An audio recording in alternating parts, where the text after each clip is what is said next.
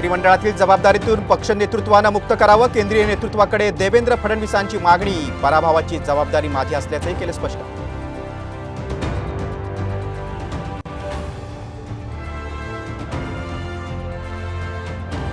संविधान बदलण्याचं नॅरेटिव्ह रोखण्यात अपयश तर मराठा आंदोलनाचाही लोकसभेत फटका बसल्याची देवेंद्र फडणवीसांची कबुली।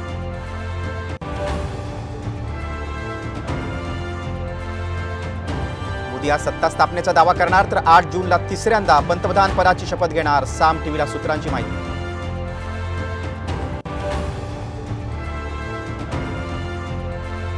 निकालानंतर एनडीए आणि इंडिया आघाडीत घडामोडींना वेग। दुपारी एनडीएची तर संध्याकाळी इंडियाची बैठक। शरद पवार बैठकीसाठी दिल्लीत दाखल।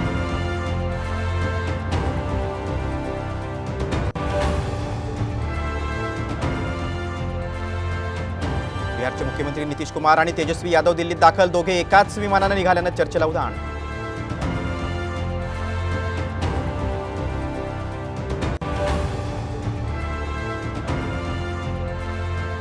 नितीश कुमारांसोबत संपर्क करण्याची अजून चर्चा नाही। आजच्या बैठकीत पुढची रणनीती ठरू। सरकार स्थापनेबाबत शरद पवारांचं मोठं वक्तव्य।